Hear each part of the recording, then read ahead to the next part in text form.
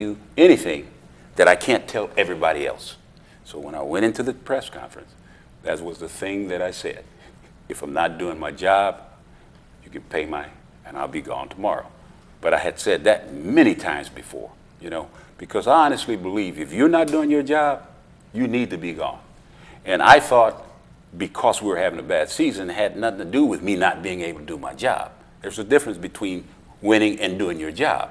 Because if you go back to my longevity of how many games I've won, championships I've been involved with, those words are not enough to fire someone. And for you to be able to go into my brain and says, when a coach talks like that, that means he's given up on the program. That's not true. We brought articles in 1995. I said the same thing, but I was 25-3. If you're 25-3, you could probably say, take this job. I don't even want it. And they say, no, we don't want it either. You keep it. But you see, when you're 12-12, now you're dealing with people that have smoking guns, and they were smoking since 1998. So when you start going back through the history of what was going to happen, I mean, it was already kind of in the road. We got to wait for him. He got to do something. He got to say something, because that's not enough to fire a coach that has done what he had done. That's just not enough. So you think you were being judged as a black coach instead of just as a coach? And do you think that persecution and investigating was because of that, or just because Nolan Richardson had gotten too big?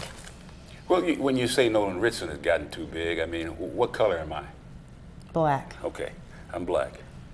But that's not the only reason. I mean, if you're making more money than basically most, and hasn't no one done that before, you turn around and you say, what color am I again?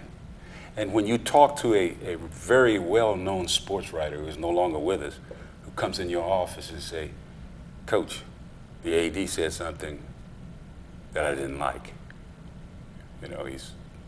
That N is making too much money. You say, what? I mean, I knew for a fact that I had been called those names before.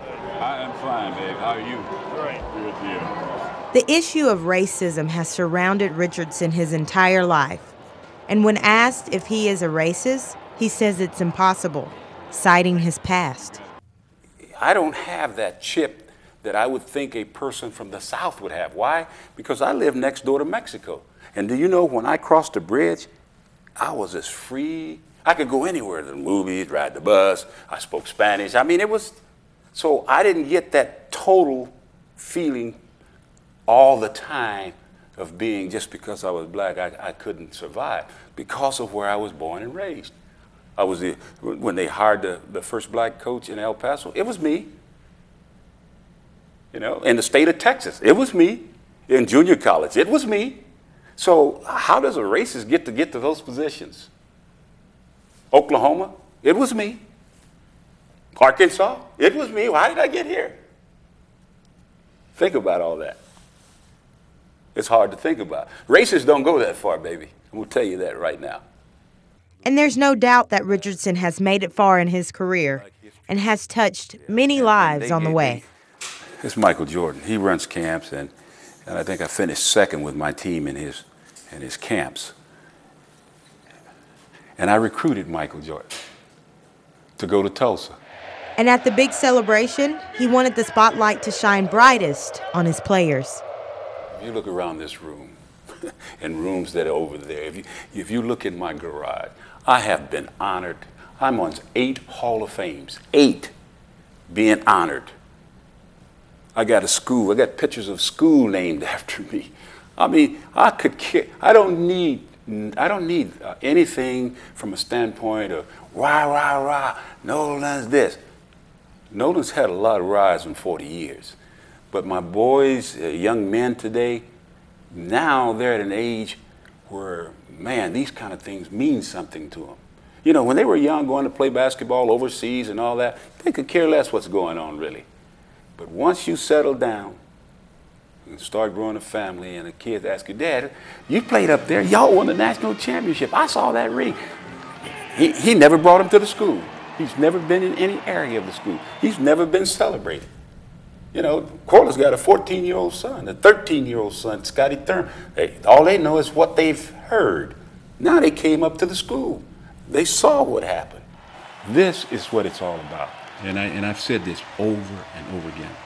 You know, the legacy that if I ever left one, what I would love for it to say? How many lives did I touch?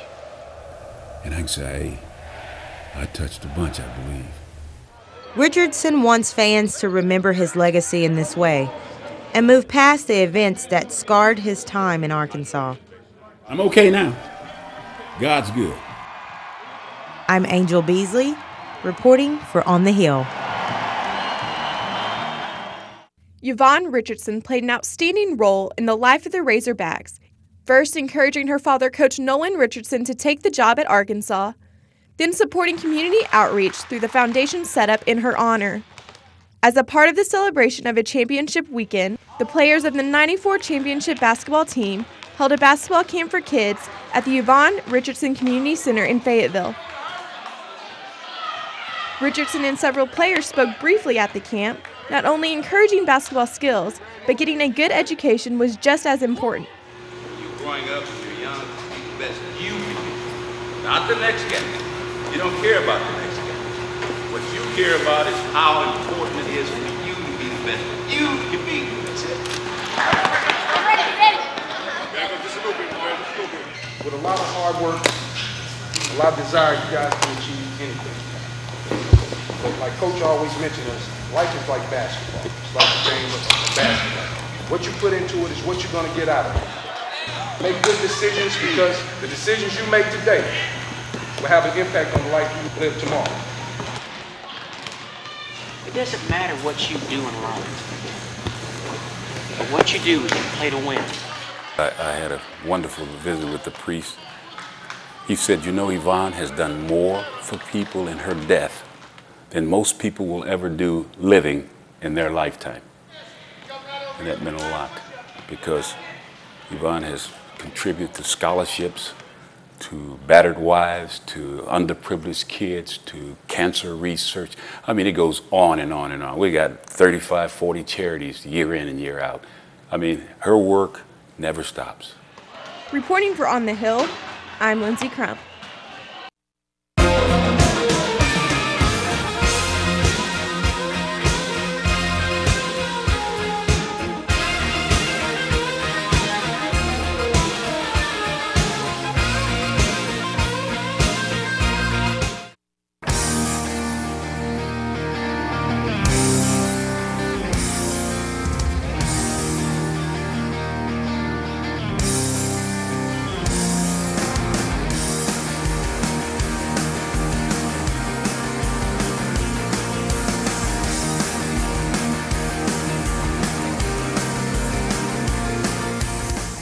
The Sports Advantage, Thursday at 9 on UATV.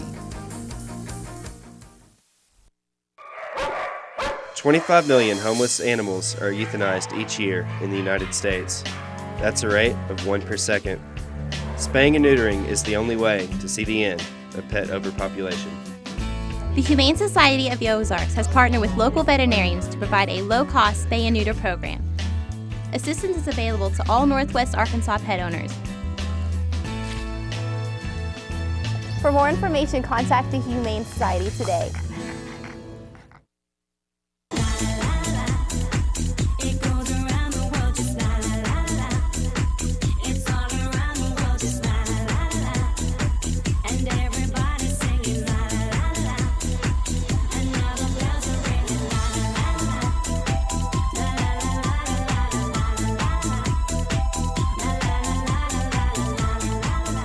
Entertainment, fashion, and Hollywood gossip. Tuesdays at 7 on UATV. Hello, I'm Andrea Fournet. Yoga is a great way to start your day. It's also a great remedy for a case of the Mondays. Join me every weekday morning at 6:30.